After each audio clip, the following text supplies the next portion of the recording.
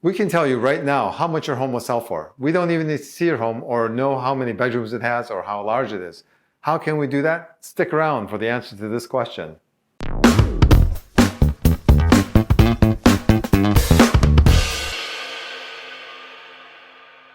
How do we know how much your home will sell for without knowing anything about it? It's a trick answer, but it's the truth. Your home will sell for market value. Now, the question is, how do we find out what market value is? That's what the rest of this video is about, the Custom Market Analysis, or CMA. What is a CMA and how do we come up with our numbers? Well, we take a look at other houses that have recently sold and adjust those houses for the differences to indicate where we think your home will sell. This can be a complex process, so we'll try to break it down for you. When we're asked to do a home valuation, we typically try to find 5 to 10 homes to compare your home to. We will look at these homes that have sold within the past 6 months, and they're usually within a half-mile radius of your home. If we can't find enough homes, we can go back a year or out to a 1-mile radius. Once we have selected 5 to 10 houses, there are differences that we need to adjust for. Most houses are not the same as other houses. There are 2 types of differences that we adjust for: objective and subjective differences.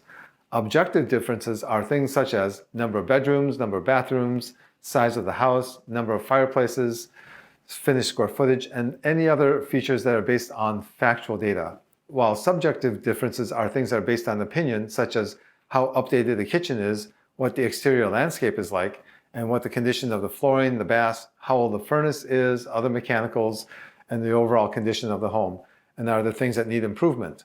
Each of these differences can be accounted for in a price adjustment. An example of this might be that if the other house has 4 bedrooms and your house has 3 bedrooms, we would adjust the price by $5,000 to account for that difference. Or if the house has an average kitchen and yours has a fantastically updated kitchen with new cabinets, counters, and appliances, maybe the difference is $15,000 or $25,000. How do we know that the difference in bedrooms is $5,000 or the difference in kitchen is worth $15,000 or $25,000? That's where 20 years of experience comes in. These adjustments are based on how much more or less a buyer would pay for that specific feature. Once we take these features into account, we can figure out what your home would sell for.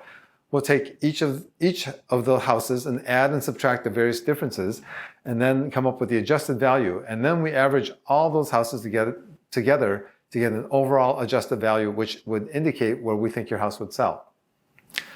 This market value is our indication of what a knowledgeable buyer would pay to purchase your home. What is a knowledgeable buyer? It's a person that has seen several homes and is working with a good agent and is approved for whatever type of financing they're going to use. Because they have seen several homes, they can compare the pricing of these homes, and if they've only seen a handful, they may not know pricing very well. So an example of this would be an out-of-town buyer that comes into town and looks at 3 homes.